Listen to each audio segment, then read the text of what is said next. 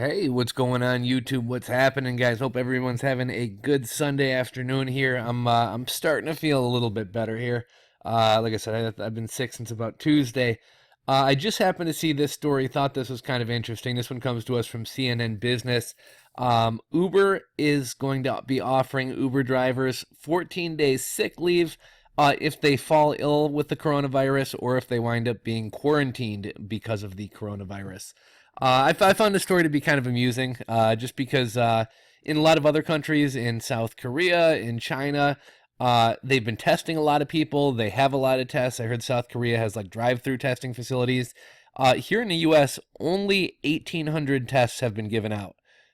Think about that. There's 327 million Americans, and 1,800 people have been tested. There, if you read news stories and reports, there's people who have actually gone into emergency rooms who have coronavirus symptoms, who have traveled recently to risk areas, and they're not being tested either because the hospitals don't have the tests, or because like unless you're on your deathbed or have directly been exposed to somebody with the coronavirus, they don't want to waste a test on you because there are so few tests.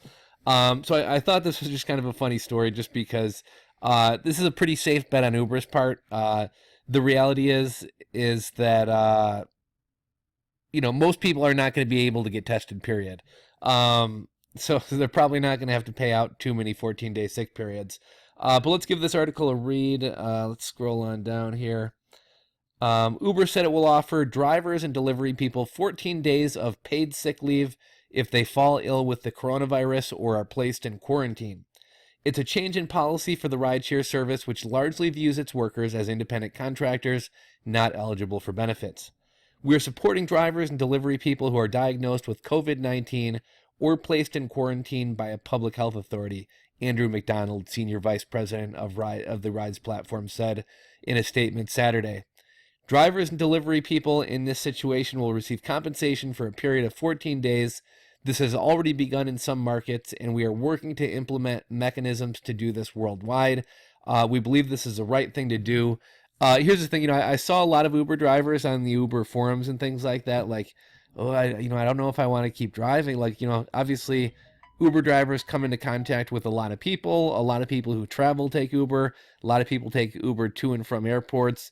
So not only are you putting yourself into contact with a lot of people in a close proximity in your car, but a lot of these people might be coming back from the airport. So Uber drivers were understandably concerned. And a lot of people said I'm going to stop taking airport rides, or some people said I'm going to stop driving Uber for a while. I think this is more than anything a pretty slick PR move on Uber's part, right? Like, they kind of alleviate the concerns of some of the drivers. Well, even if I do catch the coronavirus, Uber's going to take care of me for 2 weeks. And also the chance that anyone's actually going to be able to get tested and to be able to show a positive coronavirus test, if they even get it, is probably slim to none. Let's see. The company did not say how much money workers who need to take sick leave will receive. I'm guessing it's like some kind of average of your last 3 months' weekly salary or something like that. The policy shift comes as the coronavirus cases exceed 100,000 worldwide and continue to rise in the United States.